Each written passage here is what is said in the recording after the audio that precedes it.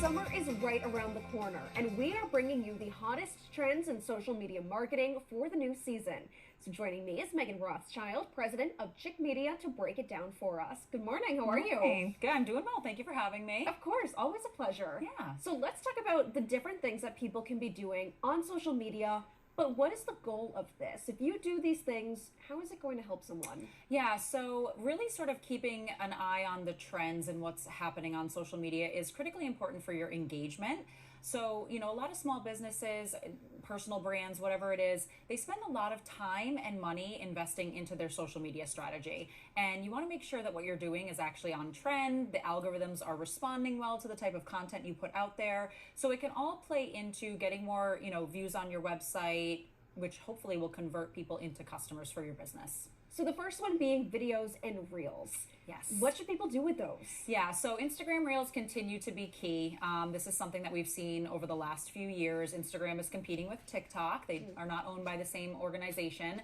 And so Instagram Reels are honestly more important than static posts nowadays, right? So we want to be producing reels. It's vertical video filming. You can do this on your cell phone. And it's funny, I did a webinar this morning and nobody wants to hear that video is key because it's a lot of work.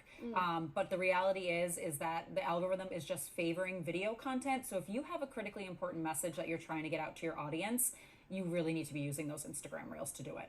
And the video editing side of it doesn't have to be all that complicated either. On the app, there's a lot that you can do just right within Instagram. That's a really great point. And actually, the algorithm favors if you are editing within the app. So you actually do want to be editing your video in Instagram. And what's really great right now is they've created all of these really cool templates. So say you have 5 video clips, you can go in there, you can select all of them at once, and then it will automatically put them into a template for you that you can then just sort of minorly tweak and add some music. So they have actually made it fairly user-friendly if you're familiar with the app. Sure. Yeah. And then collaborations. You can make a video and collab with someone else. Yes, collaborations are critical right now. So what a collaboration is it's when you post something on your profile, but you request somebody else as a collaborator, and it ends up showing on both profile grids. So if Meghan and Mass Appeal did a collaboration, it would show up on both of our pages. And that is really great for visibility right now because you have audience members on your profile that haven't been exposed to my brand and vice versa. And so by collaborating, you're expanding the number of eyeballs that can get on that message, and the algorithms are favoring it.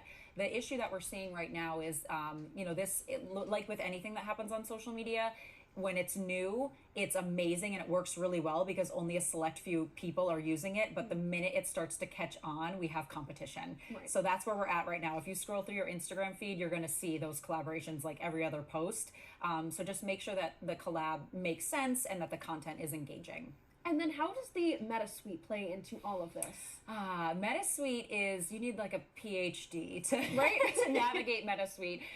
So Meta Suite it's really it's a branch of Facebook. So Facebook owns Instagram as well. And Meta Suite is what the software that allows you to log into Facebook and do everything from, pre-scheduling your posts to placing ads and actually spending money, designing your advertisements in there. And it is very complex. So we used to see a lot of functionality on just a Facebook business page, and you could go to the page and you could really sort of do a lot of what you needed to do from a content perspective. And now we're seeing them push people to use the Meta Suite. So the one thing that I will say is there's a ton of free trainings and certification programs out there. So if this is something that's really important to your business or you're a marketer, you might want to look into some of the free trainings that are offered. And then just lastly, before we let you go, ad placement. How does that help businesses? Yeah, so we're still seeing it's still pay to play on social media. So we used to be able to produce really great content, put it out there, and everybody would see it. And now, unfortunately, we do need to spend some money. So just think about that from a budget perspective and make sure you're micro-targeting your audience to the exact group of individuals you're trying to communicate to. If you think about it too, though, if you put a little money in ahead of time, that in return could be beneficial for you. Absolutely. We're not talking hundreds of dollars. You could boost something for $75, $50. Test it out, see how it does, and then if it works, you know that you can spend a little bit more money doing it. Meghan, it's so great to see you. You always come with great tips for social media and Thank you. to help local businesses around here. So it's nice talking to you. Yeah, thanks for having me.